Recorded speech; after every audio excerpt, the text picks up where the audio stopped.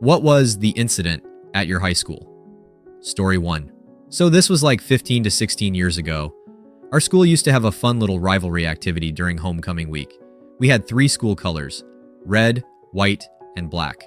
On the day of the homecoming assembly, each grade was assigned one of the colors, and whichever grade has the most participation would be the winner. Sophomores wore red, juniors wore white, and seniors wore black. People would get very into it, dyeing their hair, making signs, trying to bribe teachers onto their teams, etc. It was honestly a lot of stupid fun in a slightly more innocent, ignorant time. Things that would appear to be an obvious problem today, blackface anyone, were not really in our wonder-bred Midwestern zeitgeist. Of course, the year after I graduated, it went too far. Most years, the seniors would win this little competition, and the juniors would be grumpy about it. Anticipating this, a few idiot juniors thought it would be funny to show their disdain by dressing up in white with KKK hoods with a fake lynched black senior dangling from a pole. Yeah, bad time. Last I heard, the kids were suspended, the principal voluntarily retired in response to the backlash, and I'm pretty sure that little tradition has been dead ever since. Story 2. Here's how senior year worked. Classes finished 2 weeks before exams started.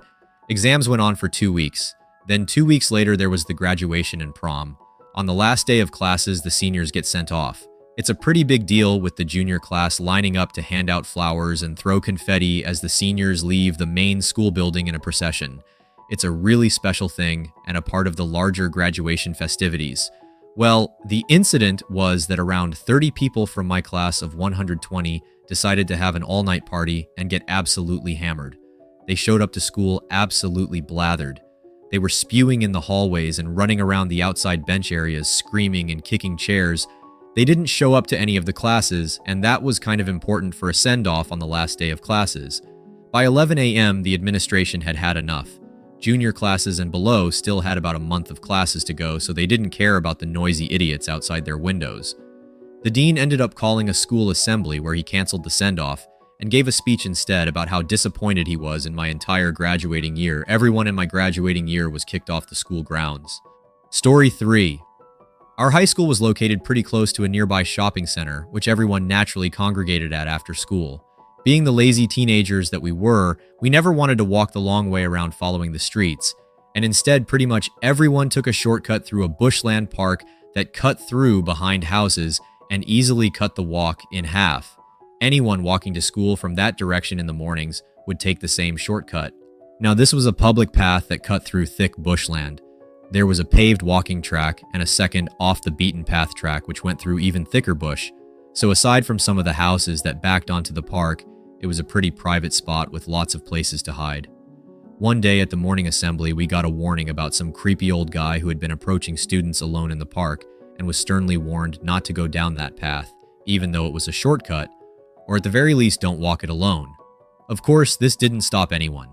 As far as I know, nothing further than the guy approaching and trying to talk to students ever happened. But this became a semi-regular occurrence, which we were subsequently warned about for the next 3 to 4 years.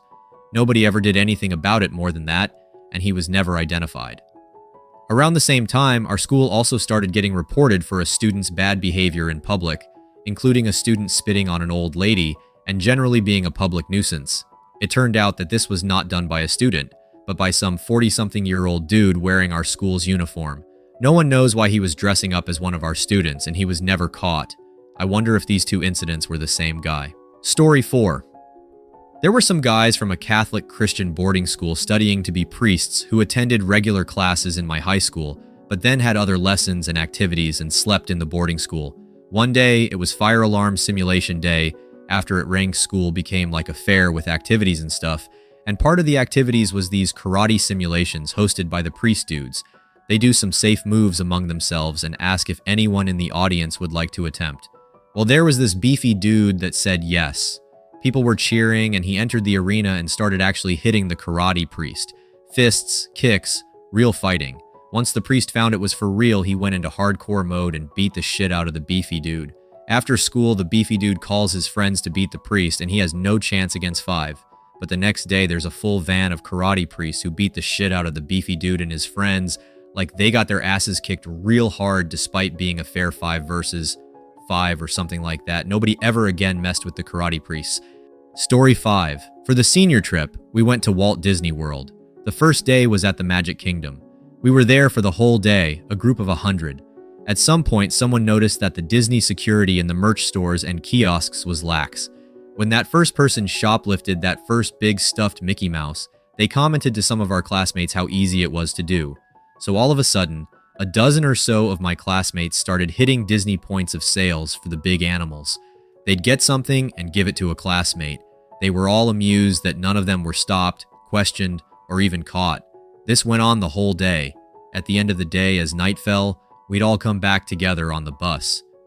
Damn near everybody had a big stuffed Disney character over their shoulders. As people are getting onto the bus, some plainclothes Disney loss prevention officers made an announcement to all of us. If you have an item that was not paid for, we need for you to put it in a pile on this spot. They had every theft on video. This was the mid-90s, not today where video was more ubiquitous. Disney played it cool not to make a scene in the park. The young teenage minds were too short-sighted to realize inaction wasn't just patience. The pile by the end looked like a skyscraper. Dozens of the big stuffed Disney characters and a lot of more modest sizes. Gifts for the student's family back home. Mementos for the visit to the happiest place on earth, all in this gigantic pile. Disney let some of the smallest thieves who may have swiped a single toy go with a slap on the wrist. But the originators and ringleaders they took back with them. Some of my classmates went to the Disney jail. The one that Ron DeSantis wants to shut down. I don't know if they got any criminal charges, but they were banned from Disney properties and sent back home on a Greyhound bus. Story 6. My school's incident occurred in the fall of 1970 at our middle school book fair. We would be excused from class in small groups and could go browse the racks of books for sale in the atrium for 15 minutes or so. Some nitwit school admin had included the extremely naughty book The Godfather on the order sheet for the fair. On page 38, there is a very graphic depiction of Sonny Corleone banging one of his sister's bridesmaids up against a door during the reception. Well, it didn't take a group of 8th graders more than 2 hot seconds to discover this passage, and word got out quickly, electrifying the student body. We all had to be dragged back to our classrooms because so many people were in line to read the sex scene. Keep in mind this was 1970 in Texas, with no internet, little sex ed, and only 3 TV networks. All us girls were just scandalized, but wouldn't turn loose of the book copies until we read every last word. I'm sure the boys thought it was the bomb diggity. Story 7. I went to high school in Tully, far north Queensland. In grade 11, 1991, a new kid arrived from the US, and we became friends. I ended up chilling at his house in Mission Beach over Easter. He smoked weed, and I gather that his parents did too. Just after Easter, there was a school excursion for the day which I went on, but he didn't. Well, he was busted down the back smoking weed. Cops were called. He got scared and said his parents gave it to him. The drug squad came down from Cairns and raided their house, found a fair bit of weed and a bottle with over 1,000 seeds in it, and he said, "It was mine." Where I lived in Cardwell, the local cop was a good bloke who knew us well. He actually pulled us over about a year before sneaking out the back forestry roads because my dad had drunk too many beers and I was driving, 14 at the time, and his exact words were, "Well, at least I know you're capable of driving and let us go." I digress. The drug squad called the local cop to get intel on my dad and I because they were going to raid us as well, and he managed to talk them down because he knew that my dad was at the time vehemently anti-drug. He came around for a chat instead, and the next day I went for an interview with the head of the drug squad and gave them a statement. The kid was expelled and the whole family faced some pretty massive fines and got deported. Story 8. Not exactly the incident, but this was wild. Note, this was a long time ago. We had an annual celebration called Rally Day, where everyone would dress up in school colors and basically party during a normal school day. Some of the more rebellious kids would actively be drinking between classes, so it was pretty common to see some wild stuff throughout the day. I was sitting in history class, listening to a standard history lecture, when the door to the classroom slowly opened. The entire class goes silent since this teacher was usually pretty hardcore about students showing up late. But the person who walked through the door wasn't from our class. It was a girl with long dark hair, maybe mid-20s, carrying a watermelon on her head. After noticing the watermelon, I quickly noticed she had no shirt on. My initial thought was, nice, I love Rally Day. But after she walked a bit further into the classroom, I also noticed she had no pants on, or any other clothes for that matter, just her and the watermelon.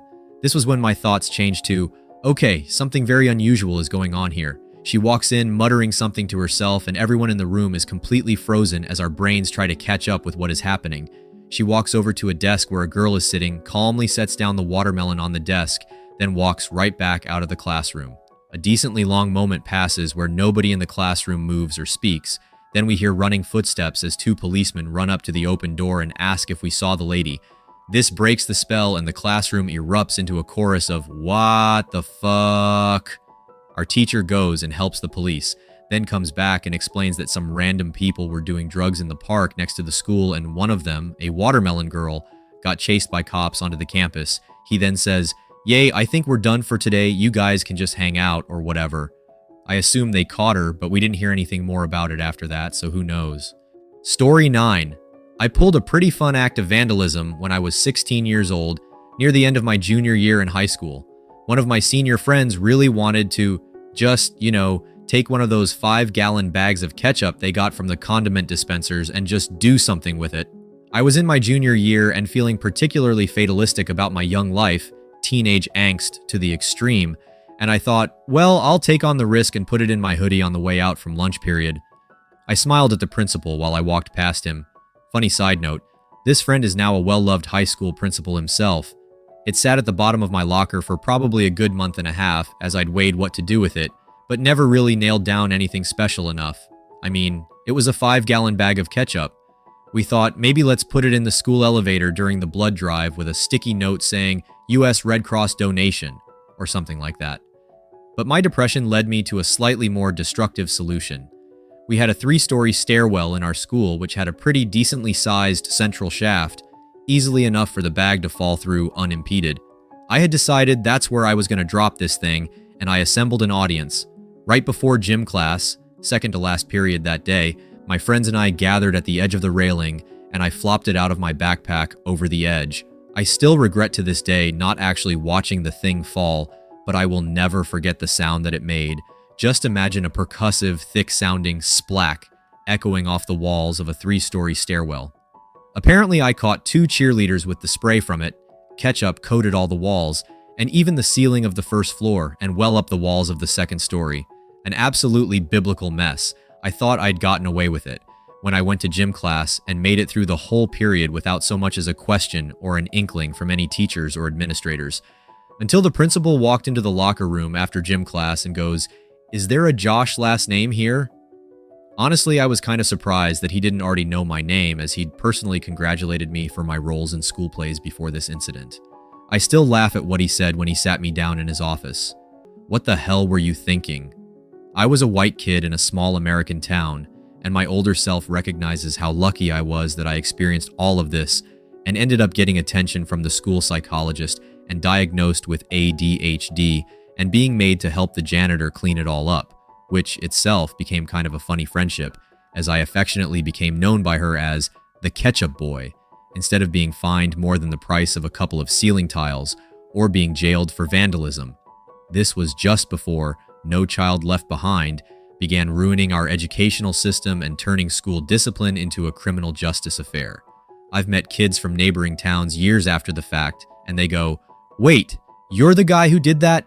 That's awesome!" I think the legend has finally passed its prime by this point. Story 10. 2 guys in our senior class died in a car accident. It happened over the weekend, and the Monday after was one of the most eerie and heart-wrenching experiences I've felt in my life up to that point.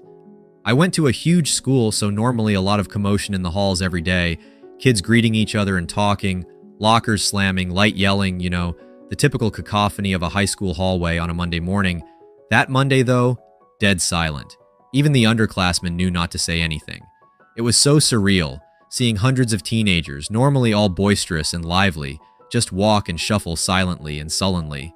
When I got to my homeroom, no one really said anything. I normally sat in my chair or paced back and forth on my phone or something. That day I sort of just looked out the window, just felt like I needed to.